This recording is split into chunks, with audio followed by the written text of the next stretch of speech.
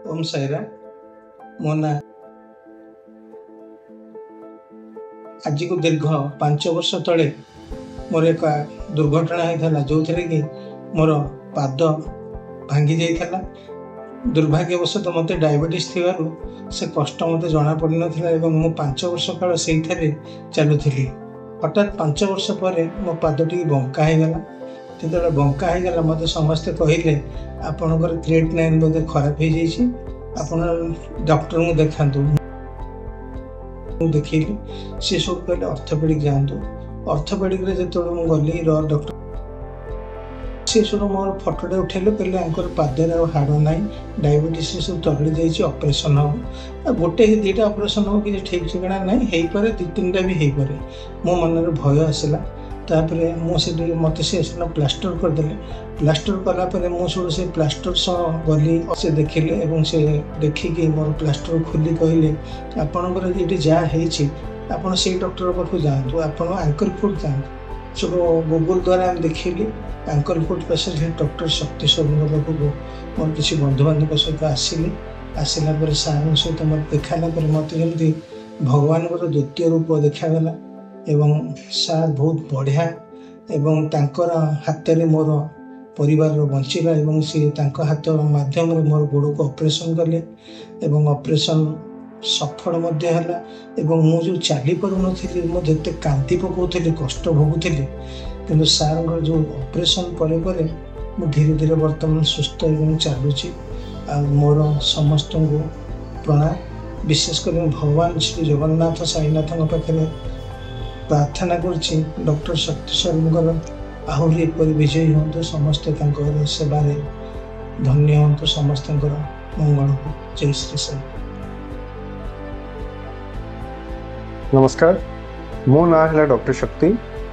आपण ये वीडियो रे देखिले जने भद्र व्यक्ति आपन को कहउचंती कि तांकर पादरे फ्रैक्चर हेइथिला, तांकर एंकल रे फ्रैक्चर हेइथिला। 5 वर्ष हैला तांको गोड़ रे ए फ्रैक्चर ता थिला, किंतु तांको जंत्रणा जना पड़ू नथिला। गोड़ धीरे धीरे बेंड हो जाइथिला और सी चली पारु नथिले। हाड़ धीरे धीरे नष्ट हो जाइथिला। तो एटा काहे की हेइछि तांको, काहे कि ना तांको डायबिटीज थिला। तांको डायबिटीज थिला मोर देन 10 इयर्स, 10 वर्ष ऊपर तांको डायबिटीज थिला। ए कॉम्प्लिकेशन गुड़ा ओवर द इयर्स धीरे धीरे आरंभ हुए। आउ शुगर जदि ठीक से कंट्रोल न हुए ए धीरे धीरे कॉम्प्लिकेशन गुड़ा बढ़ी बढ़ी जाए। एटा को आमे चारपट आर्थ्रोपैथी कहूँ। अल्प टिके इंजुरी हम आपणकर गोड़ धीरे धीरे धीरे धीरे डैमेज होगा स्टार्ट हम। तो यही छोटिया छोटिया माइक्रो इंजुरी मिसिकी हाड़ को नष्ट करि थाए, किंबा गोटे मेजर इंसिडेंट हम मोड़ी हो कि पड़ीजे जदि हाड़ गुड़ा फ्रैक्चर होगी धीरे धीरे नष्ट होगा आरंभ हुए। किंतु गोटे बहुत बड़ असुविधा है जदि आपको डायबिटीज बहुत वर्ष है अच्छी, कि आप शुगर जदि कंट्रोल रहुनी এই ফ্র্যাকচর কিংবা মাইক্রো ইঞ্জুরির যন্ত্রণাটা পেন কথা আপনার जना पड़ो ना।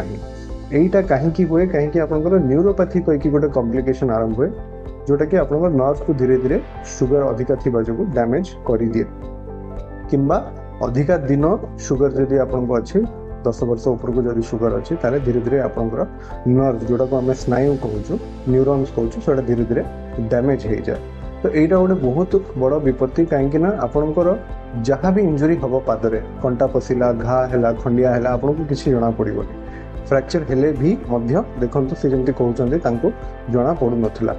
तो जदि भी आपको डायबिटीज अच्छी ये वीडियो माध्यम आम आपको सचेतनता करने को चाहूँ, सतर्क करने को चाहूँ। जदि आपंकर डायबिटीज अच्छी पादर जत्न निश्चित भाव में सबुदिन आपको नेबाक पड़ो।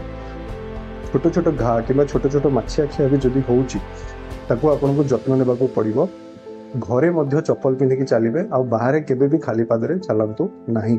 सबुदिन पादर जत्न नेबे, मिरर रे देखिबे, अंगूठी मझी गैप गुड़ा देखिबे, आउ केबे भी इन्फेक्शन पादरे लागिबा को देबेनी। जदि पादरे इन्फेक्शन होउची किंबा पादरे कोनोसी इंजुरी होउची, पाद फुलुची बारंबार, पूज बाहरुची, किंबा आपको लगुच पादर रंग चेंज होउची, आकार चेंज होउची, ताहले निश्चित भाव में आपको जड़े स्पेशलिस्ट डॉक्टर को देखा दरकार। नमस्कार।